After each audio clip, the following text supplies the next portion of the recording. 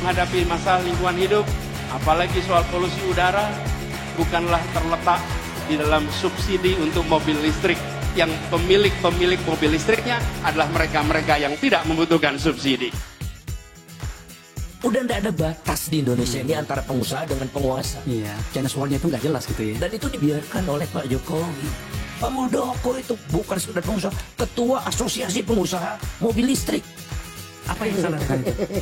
Penguasa dia. Oh. Penguasa itu membuat kebijakan, memberikan subsidi. Nah, dia yang datang ke Menteri Keuangan itu. Cepat dong keuangan.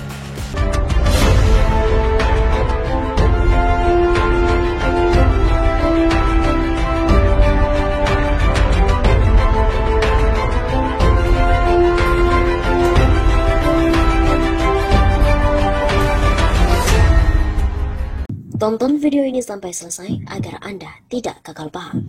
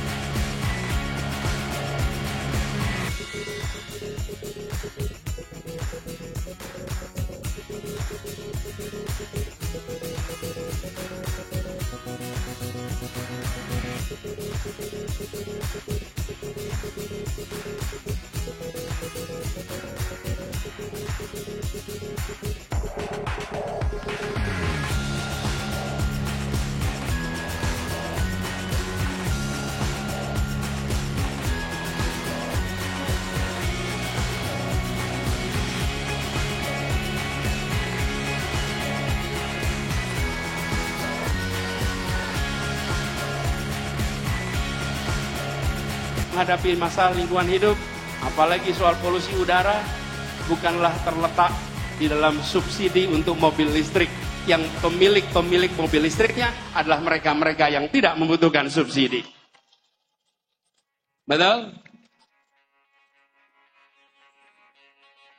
Kalau kita hitung, apalagi ini contoh, ketika sampai pada mobil listrik, emisi karbon mobil listrik per kapita per kilometer sesungguhnya lebih tinggi daripada emisi karbon bis berbahan bakar minyak. Emisi per kilometer per kapita untuk mobil listrik dibandingkan dengan bis berbasis BBM. Kenapa itu bisa terjadi? Karena bis memuat orang banyak, sementara mobil memuat orang Udah nggak ada batas di Indonesia ini antara pengusaha dengan penguasa. Iya, Chinese wall-nya itu nggak jelas gitu ya. Dan itu dibiarkan oleh Pak Jokowi. Pak Muldoko itu bukan sekedar pengusaha, ketua asosiasi pengusaha mobil listrik. Apa yang salah dengan itu? Penguasa dia. Oh. Penguasa itu membuat kebijakan, memberikan subsidi. Nah, dia yang datang ke Menteri Keuangan itu. Cepet dong keuangan. Mengerikan. Pak Luhut juga punya perusahaan sepeda motor listrik. Dia ngomong subsidi sepeda motor untuk dirinya sendiri. Bagaimana sih Pak? Bagaimana mungkin Subsidi yang dikeluarkan oleh pemerintah kepada penjual. Gimana caranya? Kan harusnya di pembeli, di rakyat lah.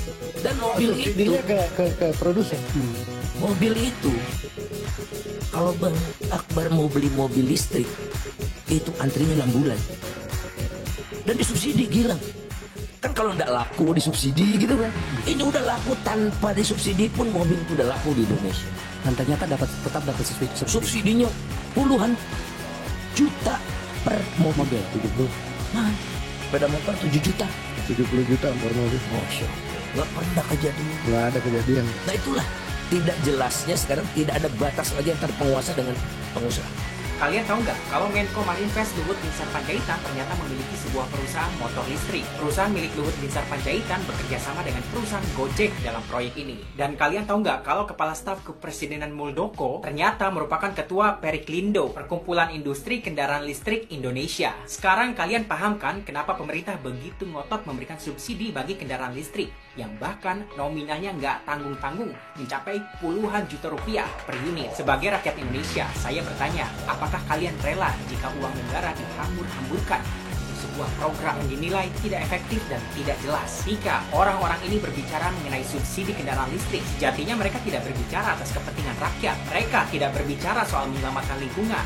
Mereka hanya berbicara atas kepentingan pribadi dirinya sendiri. Tangan kirinya bikin regulasi, tangan kanannya melaksanakan regulasi di pasar. Oh ya berarti terus kira-kira orang Jawa bilang gitu. Ya pasti untung Pak. Jadi when you are regulator, then you're not market player. If you're a market player, ya jangan jadi regulator. Anies Baswedan top menyatakan menolak subsidi mobil listrik. Ini baru capres keren. Karena apa? Kenapa harus subsidi mobil listrik? Itu kan yang beli orang kaya, orang berada kan. Mendingan kalau mau disubsidi itu bus listrik. Ah, ini digunakan oleh publik. Apalagi kita cium bau-bau ya, anak pejabat bisnis mobil listrik. Jadi kebijakannya ini memihak, bias ya. Saya setuju dengan Anies, ini capres yang oke.